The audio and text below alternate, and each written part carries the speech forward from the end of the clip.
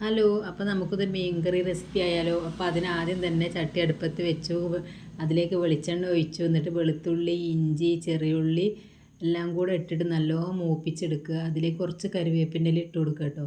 എന്നിട്ട് മുളക് പൊടി, മഞ്ഞൾപ്പൊടി, മല്ലിപ്പൊടി ഇട്ടിട്ട് ഒന്നും കൂടെ മൂപ്പിച്ചെടുക്കുക.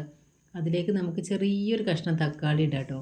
ആ തക്കാളിൻ്റെ പച്ചമണമൊക്കെ മാറിയിട്ട് വരുമ്പോൾ നമുക്ക് ഇതിനാവശ്യത്തിനുള്ള കുടംപുളി വെള്ളം ഒഴിച്ചിട്ട് നല്ലോണം ഒന്ന് തിളപ്പിച്ചെടുക്കുക. എന്നിട്ട് തിള വരുമ്പോൾ നമുക്കതിന് വേണ്ട ഉപ്പ് ഇട്ട് കൊടുത്തിട്ട് അത് നല്ലോണം ഒന്നും കൂടെ തിളച്ച് വരുമ്പോൾ നമുക്ക് കഴുകി വെച്ച അയല കഷ്ണം കേട്ടോ ഞാൻ അതിലേക്ക് ഇടുന്നത്. അപ്പോൾ അയലയും കൂടി നമുക്ക് മൂടി വെക്കാം കേട്ടോ. അപ്പോൾ അപ്പുറത്തെ അടുപ്പിൽ ഞാൻ മീൻ പൊരിക്കാൻ വെക്കുന്നുണ്ട്. അതിലേക്ക് കരിവേപ്പില ഇട്ടു, വെളിച്ചെണ്ണ ഒഴിച്ചു, എന്നിട്ട് മീനിട്ടിട്ട് നമുക്ക് തിരിച്ചും മറിച്ചിട്ട് മീൻ വെന്തിട്ടുണ്ട്. അപ്പോൾ നമുക്കിനി ചോറ് കഴിക്കാം.